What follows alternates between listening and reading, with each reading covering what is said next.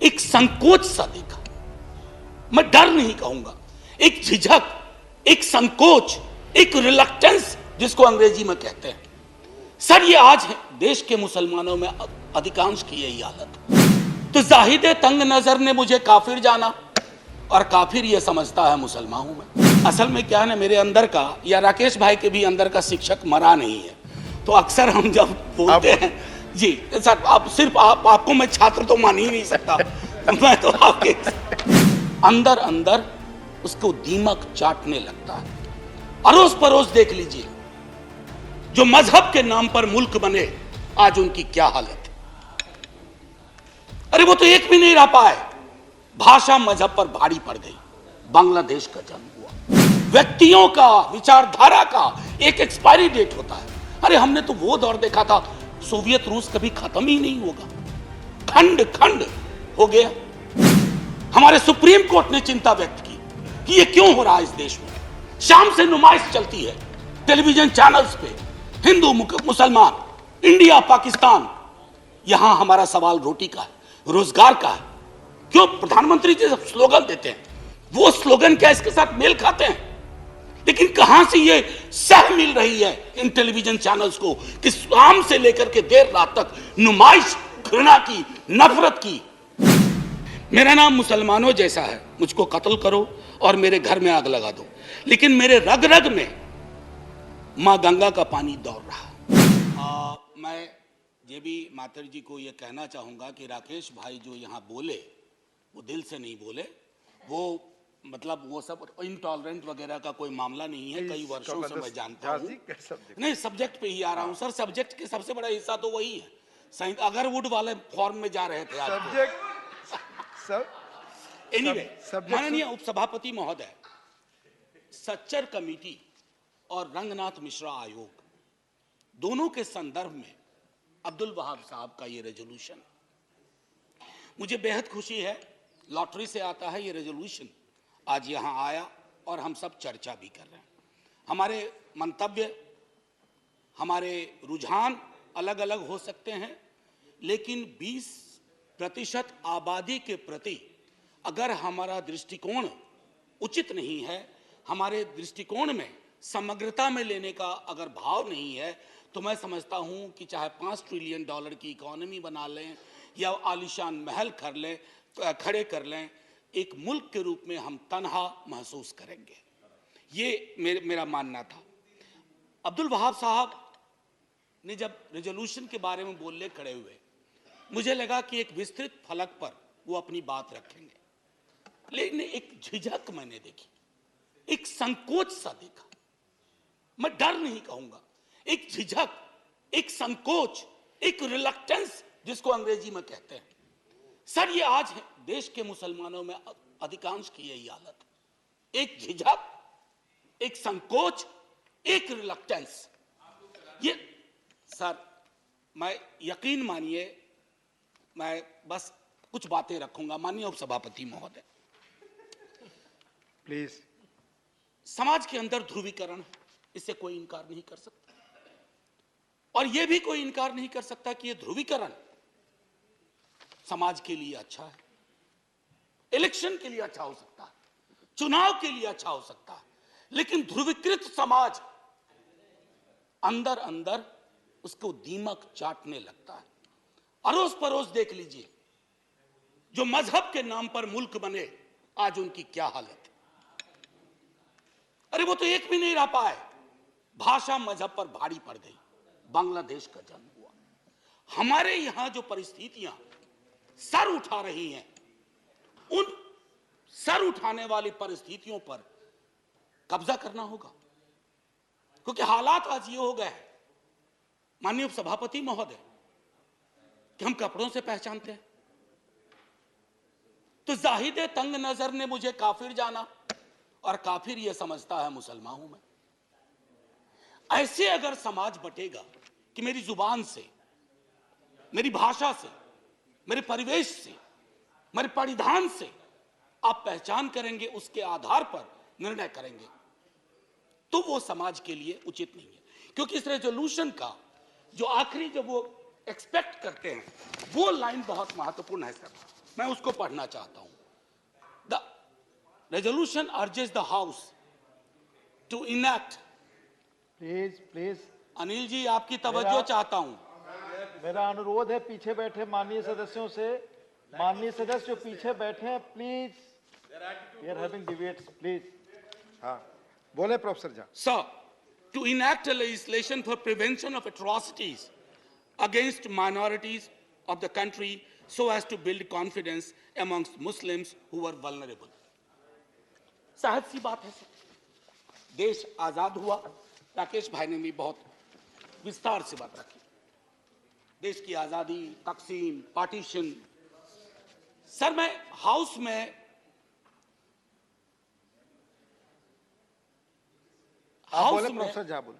Sir असल में क्या है ना, मेरे अंदर का या राकेश भाई के भी अंदर का शिक्षक मरा नहीं है, तो अक्सर हम जब बोलते हैं जी सर, आप सिर्फ आपको मैं छात्र तो मान ही नहीं सकता। मैं तो आपके मैं सिर्फ ये कहना चाहता था, देखिए ना तारतम्य भी टूट जाता है कि वो जो पार्टीशन का वक्त, और मैं अक्सर लोगों से कहूंगा कि आप कम्युनिस्ट हो, कांग्रेस हो, बीजेपी, जनसंघ के लोग हों, निर्दलीय हों, फ्री थिंकर हों, लास्ट फेज जो प्यारेलाल जी की है, बापू की जिंदगी का लास्ट फेज, सर उसको पढ़ा जाए। शायद 47-48 में उस लास्ट फेज को पढ़े जाने की उतनी जरूरत नहीं थी जितना 2023-24 में लास्ट फेज को पढ़े जाने की जरूरत है। हम तो आजादी का अमृत वर्ष मना रहे हैं ना, पहली सालगिरह हुई थी आजादी की 48 में। हमें उस यात्रा में देखना पड़ेगा सर कि हम कब उल्टे पांव की यात्रा पे निकल गए। और दुनिया का इतिहास गवाह है सर कि डर और खौफ अपने एक समुदाय के लिए अगर आप पैदा करते हैं और उल्टे पांव की यात्रा पे चले जाते हैं तो अंततः वो आपका भी भला नहीं करती है, क्योंकि political power is never permanent sir. No, every political power, I have said this in this house, has an expiry date. व्यक्तियों का, विचारधारा का एक एक्सपायरी डेट होता है। अरे हमने तो वो दौर देखा था, सोवियत रूस कभी खत्म ही नहीं होगा, खंड खंड हो गया। हमने वो लोग देखे थे जिनके बारे में लोग कहते थे कि इनके राजपाट में सूर्य कभी डूबता नहीं। सर उनका सूरज ऐसा डूबा। Please sir. हाँ प्रोफेसर झा,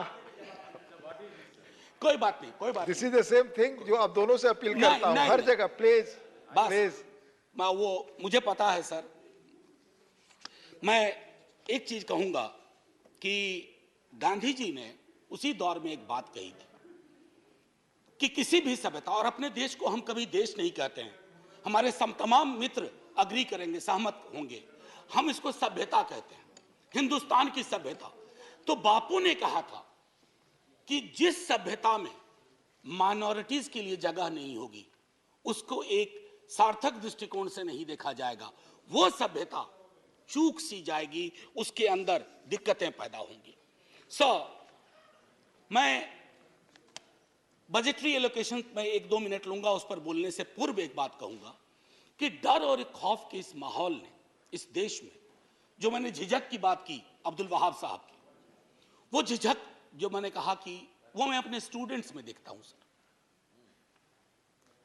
मुश्किल हालात से आते हैं, पीएचडी के लिए मेरे पास सब्जेक्ट देते हैं, और मैं देखता हूं कि वो सब्जेक्ट कुछ और देना चाहते हैं लेकिन चुनते हैं ऐसा विषय जो उनके हिसाब से उनके मुस्लिमनेस को बचा ले। ये क्यों हो रहा है सर? ये नहीं होना चाहिए ना। मैं तकरीबन, मेरे अंदर 20 पीएचडी हुई है और ये पहले नहीं। मैं आग्रह करूंगा, प्लीज प्लीज हाथ जोड़ के विनती, आपस में प्लीज कुछ अनुभव साझा कर रहा हूं। 20 पीएचडी हुई है। आज पिछले 7-8 वर्षों में मैं देखता हूं कि मुश्किल हालात से आ रहे हो, किस बात पे पीएचडी करनी है? डल लेक के इकोलॉजी पे। अरे साहब, फिर बात करता हूं, सर लगा कि यहां सेलेक्ट होगा कि नहीं होगा ये सब्जेक्ट। सर ये क्यों हुआ है? हमने पूरे के पूरे इकोसिस्टम में इतना जहर भर दिया है। जहरीली हवा पहले तो उनको नुकसान करती है जिसके लिए आपने हवा छोड़ी है, लेकिन सर हवा वतन की सरहद को नहीं देखती है, धर्मों की सरहद को नहीं देखती है।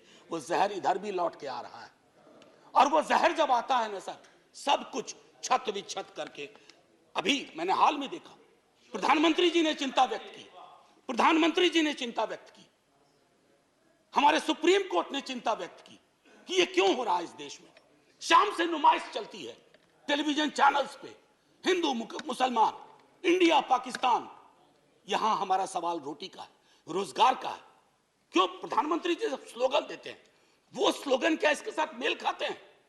लेकिन कहां से ये सह मिल रही है इन टेलीविजन चैनल्स को कि शाम से लेकर के देर रात तक नुमाइश, घृणा की, नफरत की। बहुत मुश्किल है सर। और ये मैं पहले भी कहा हूं, कई दफा मुझको अब सेंस ऑफ डेजावू होता है बोलते वक्त। इतनी बार ये बातें कही है सदन में, बाहर जब मित्र मिलते हैं वो भी ये कहते हैं, वो सहमत हैं कि ये चीजें नहीं होनी चाहिए। सर अब देखिए, कई दोस्त, कई हमारे स्टूडेंट, मैं अपनी पीड़ा शेयर करना चाहता हूं। मेरा एक स्टूडेंट है प्लीज। सर, मेरा एक स्टूडेंट है, उसका नाम है मीरान हैदर, वो जेल में है सर। अभी हाल में आपने देखा होगा कि एक माननीय उच्च न्यायालय का एक ऑब्जर्वेशन आया कि आप स्केप गोट बना रहे हो, चाहे उमर खालिद हो, खालिद सैफी हो, सरजिल ईमान हो, गुलफिसा हो, शिफाउर रहमान हो, या मीरान जो अपने स्टूडेंट का मैंने जिक्र किया। सर जो ऑब्जर्वेशन कोर्ट के आ रहे हैं, अक्सर होता है क्विटल होता है, हो जाता है, इनके ऊपर कुछ नहीं था। 8 साल बाद सर दुनिया में इजाद नहीं हुई वो विधा कि उसके 8 बरस लौटा दिए जाएं। मेरे स्टूडेंट्स हैं, एक 4 बरस जेल में काट करके आया, एक्विटल के बाद कोई आरोप नहीं था, लेकिन उसका 4 बरस वापस कर सकेंगे हम? ये हालत है सर एक एवरेज मुसलमान की। मैं अभी भी कह रहा हूं कि हमारी संसद में अभी भी ये ताकत है कि अब्दुल वहाब ये विषय लाते हैं और इस पर चर्चा होती है, थोड़ी मतभिन्नता होगी, लेकिन इस जो हमारी ताकत है ना लोकतंत्र की सर, इस ताकत को बचा के रखेंगे तो भरोसा होगा हर समुदाय का। इसकी जरूरत है सर। एक मैं कहना चाह रहा था डिडक्शंस को लेकर के, मेरे कई साथी कह चुके, मैं रिपीट नहीं करूंगा। टोटल बजटरी एलोकेशन, मेरे मित्र कह रहे थे कि हम एक नजर से देख रहे हैं, एनॉमलीज थी स्कॉलरशिप में। नहीं सर, सरकार खुद एडमिट की है मेरे सवाल के जवाब में कि 90% एक्सपेंडिचर नहीं हुआ। ये ऑन रिकॉर्ड है सर, 90%। ये मैंने दिसंबर 22 में मुझको ये जवाब दिया, 4000 करोड़ यूटिलाइज नहीं हुए थे। ये क्या दिखाता है सर कि पूरा का पूरा नजरिया हमारा इस समुदाय को लेकर के बहुत स्क्यूड है। बहुत तारीफ होती है, बुलडोजर बुलडोजर बुलडोजर। हमने तो यूके के पीएम को भी बिठा दिया बुलडोजर पे। सर बुलडोजर चला दो, हम पर भी चलवा दो प्लीज। मैं यही कह रहा हूं सर, बुलडोजर जिस देश में सेलिब्रेट किया जाने लगे, उस देश में ये वक्त आ गया है कि लोग गंभीरता पूर्वक सोचें, क्या बुलडोजर प्रतीक हो सकता है किसी भी चीज का? अगर है तो कोर्ट को क्यों कहना पड़ता है? माननीय न्यायालय ने कहा फिर तो हमारा काम, हम पर ताला लगा दो, बुलडोजर चला दो। और किसी को बुलडोजर बाबा के नाम से सेलिब्रेट किया जाता है। अब पता नहीं वो कैसे कंफर्टेबल है उस नाम के साथ, मैं तो नहीं हूं। सर मेरा ये कहना है कि जितने भी ह्यूमन राइट वॉच की रिपोर्ट देखें आपको स्पष्ट तौर पे मिलेगा, देश की और बाहर की मॉब लिंचिंग, हेट क्राइम्स, ये क्यों बढ़ रहे हैं 8 वर्ष में, 9 वर्ष में अचानक मेरे देश में? ये गांधी, नेहरू, आजाद, अंबेडकर का देश है। मैं जानता हूं नेहरू को लेकर के आपके अंदर बड़ी दुविधा रहती है। एक डिमोलिशन स्क्वाड है नेहरू को खत्म करने का, और मैंने इसी सदन में कहा है नेहरू कांग्रेस की प्रॉपर्टी और कॉपीराइट नहीं है, नेहरू इस देश की विरासत है। जितना हक नेहरू पे कांग्रेस का है, एक एक हिंदुस्तानी का है। मैं जानता हूं कि कांग्रेस के दूसरे प्रधानमंत्रियों के लिए आपको उतना नहीं करना पड़ेगा, नहीं मेहनत करते हैं अटैक करने में, नेहरू पे करते हैं, क्योंकि नेहरू अभी भी दीवार बन के खड़े हैं पार्लियामेंट्री डेमोक्रेसी को प्रोटेक्ट करने के लिए। उस दीवार को जब तक आप नहीं गिराएंगे तब तक आप अपना रियलाइज नहीं कर पाएंगे goal, whatever ulterior motives you have. So मैं अब इसको बाकी चीज को, जैसे अब मैं एक बात कहूं, हमारे बिहार के एक मंत्री हैं, सब लोग, मैं नाम नहीं लूंगा, बात बात पे वो मंत्री महोदय कहते हैं कि पाकिस्तान चले जाओ, पाकिस्तान चले जाओ, ना उनको क्षेत्रफल का अंदाजा है पाकिस्तान का, ना उनको कॉम्प्लिकेशन पता है कि पाकिस्तान कैसे भेजोगे अरबों लोगों को। मुझे तो एक ह्यूमन राइट एक्टिविस्ट अस्मा जहांगीर जी को आप जानते होंगे, मैं उनके स्मृति में एक भाषण के लिए मुझे बुलाया गया, मुझे मना कर दिया गया। तो पता नहीं वो मंत्री महोदय डेली कागज लेके बैठते हैं, इसको पाकिस्तान भेजो, उसको पाकिस्तान भेजो। अरे हम सबको भेज दोगे पाकिस्तान तो मंत्री जी आप किसके मंत्री रहोगे? आपका इलाका खाली हो जाएगा। अब वो सीमांचल गए, सीमांचल में पलायन हो रहा है। उन्हीं की पार्टी के लोगों ने कहा कि ये गलत बात है, कोई पलायन नहीं हो रहा, लेकिन आपको वो कैराना मॉडल ढूंढना था सीमांचल में। तो जब तक पूरा का पूरा न, अब मैं आपको छोटी वानगी देके खत्म करूंगा। एक मोहतरमा है, वो कहती है चाकू तेज रखना, पता नहीं कब जरूरत हो जाए। ये है सर, और इनको मन से माफी नहीं मिली थी एक बार। दूसरे हैं, if you want remain silent if somebody tries to kill our mother. ये गाय के बारे में है, सुना 14 तारीख को कॉ हक डे है। मैं भी कोशिश करूंगा सर, हालांकि हमको मरखानी गाय मिल जाती है अक्सर जिंदगी में। हाँ, भाग्य की बात है। तेरा नाम क्या है? मैं कुछ चुनिंदा उदाहरण दे रहा हूं, ये महत्वपूर्ण लोग हैं। तेरा नाम क्या है? मोहम्मद नाम है तेरा, आधार कार्ड दिखा। Hindus who don't vote for me have miyan blood in their veins. महत्वपूर्ण व्यक्ति हैं, मंत्री के पद के अलावा। ना अली ना बाहुबली, केवल बजरंग बली, ये भी महत्वपूर्ण व्यक्ति हैं। जो लोग सूर्य नमस्कार को नहीं मानते उन्हें समुद्र में डूब जाने चाहिए। ये तो बहुत बड़े व्यक्ति हैं और अपने आप को नया ऑपरेटिंग सिस्टम बनाना चाहते हैं। हमारे प्रधानमंत्री जी के बरक्स और इकोनॉमिक बाइकॉट की अक्सर बात होती है, जालीदार टोपी की बात होती है। दिक्कत ये हो गई है सर कि कश्मीर, रोहिंग्या और फलस्तीन जैसे भी मुद्दे को आप मुस्लिम एंगल से देखते हैं। नहीं सर, ह्यूमन राइट एंगल से देखिए, उसमें भी समाधान के लक्षण है। यहां तो घर तक लोगों को नहीं मिलते, ये परिस्थितियां हैं। उनको जान, आखिरी में बस 1 मिनट लूंगा, आखिरी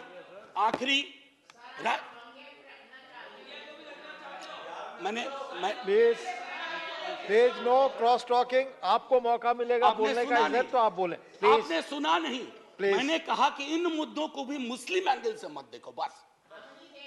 प्लीज आपस में बातचीत नहीं, प्रोफेसर जहां बोले कंक्लूड कर प्लीज।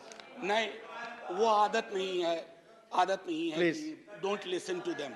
मैं तो इसी चीज की पैरवी हमेशा करता हूं, you listen to us, I will listen to you. Democracy is all about speaking and listening, more of listening than speaking. ये सबसे अपेक्षा है इस सदन में। जी सर, सबसे अपेक्षा है कि डेमोक्रेसी, जैसा आपने कहा, सुनने और धैर्य से जानने का, सुनने पर हर और पक्ष से की चीज है। सुनने सुनाने की, हर पक्ष से। सर आखिरी, मैं राही मासूम रजा बहुत बड़े लेखक हुए, आधा गांव लिखा, लेकिन एक व्यापक समाज में उनकी प्रसिद्धि हुई कि राही मासूम रजा ने महाभारत की स्क्रिप्ट लिखी थी, जो बहुत फेमस सीरियल हुआ था। मैं उनकी एक छोटी कविता पढ़ना चाहता हूं सर, आपकी इजाजत से। मेरा नाम मुसलमानों जैसा है, मुझको कत्ल करो और मेरे घर में आग लगा दो। मेरे उस कमरे को लूटो जिसमें मेरी बयानें जाग रही हैं, और मैं जिसमें तुलसी की रामायण से सरगोशी करके कालिदास के मेघदूत से कहता हूं, मेरा भी एक संदेश है। मेरा नाम मुसलमानों जैसा है, मुझको कत्ल करो और मेरे घर में आग लगा दो, लेकिन मेरे रग रग में मां गंगा का पानी दौड़ रहा है। मेरे लहू से चुल्लू भर महादेव पर फेंको और उस योगी से कह दो, महादेव अब इस गंगा को वापस ले लो।